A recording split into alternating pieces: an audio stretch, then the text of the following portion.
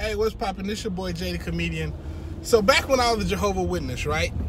I would go to the assemblies, and you know, when you're at the assembly, people would get up on stage and they'd give these testimonials about their life and just basically talk about all they've done in the name of Jehovah to, you know what I'm saying, to show how faithful they were and to show how happy they were with being a Jehovah Witness, right? And back in the day when you heard the stories, you was like, yeah, you know, that's some upbuilding stuff. I'm glad y'all was able to do that for Jehovah.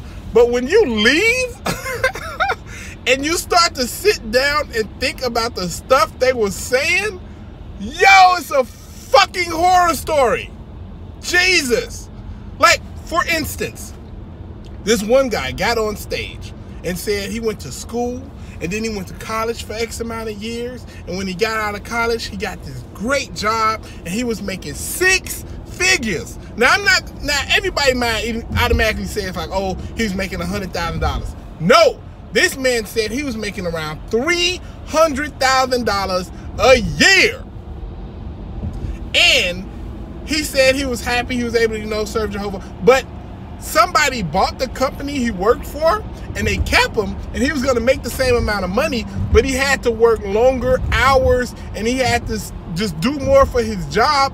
You know where the fuck I'm going with this story.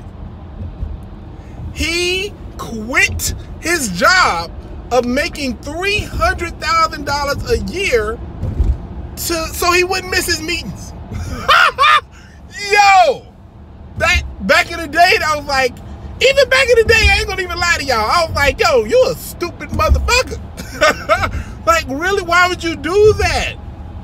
Like, come on, I was worried about him. Like, I mean, you just bought a house, and what did you do? Like, the story can't just end there. But yeah, that's how the story ended. It just was like, oh, he did this great thing for Jehovah, moving on. Hold on. No, don't move on. Let's stay on this subject for a little while longer. We need to figure out what the fuck is going on with this man's life now. Is he all right? I'm sure somebody looking into him like, yo, you okay, man? Are you being dragged into doing this? Because anybody else that's smart and human would never do that. And then there was this other story, right? Oh, this one is probably even more disgusting. There was this guy, right? Young African-American kid. He was about 6'7" or 6'8", something like that, right? And they said he was a great basketball player. Not a good basketball player, a great basketball player. And every coach was trying to get him to play, and everybody was trying to sign him to their college and everything else. And you know where the fuck I'm headed with this story. This kid did not play college ball, did not play high school ball, did not play any ball. This dude could have been in the NBA making millions of dollars. But he didn't want to have bad association, so he didn't do it. Yo, that is a horror story to me, bro. Because I'm sure at some point in his life he's going to wake up from his cult and going to be like, well, I work at Sprint now. I'm like, oh my God, you got to be kidding me. And then the last story I'll give you today. This young lady was out with her friends and a guy pulled up in a Lamborghini, bro. Lamborghini. She said he was young, he was attractive, and he was wealthy. Now, okay, this nigga could have been fronting, but in my mind, I'm like, yo, he might not have been fronting, you know? And he just wanted to get to know her, like maybe go out for dinner or something. She said she liked him. She thought he was really like well put together.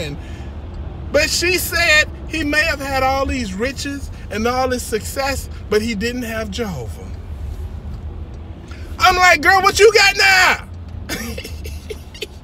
Jehovah ain't giving out little Lamborghinis. Yo, I was so upset. I was so upset. After I left and I started to think about all the stories or the testimonials people gave at the assemblies, yo, it was a horror show. I didn't even realize until you leave and you realize that it's all some bullshit. And now you're like, yo, man, all these people sacrifice all this stuff, you know? Like me personally, my father was almost a professional baseball player. You know how many times he taught me to play baseball?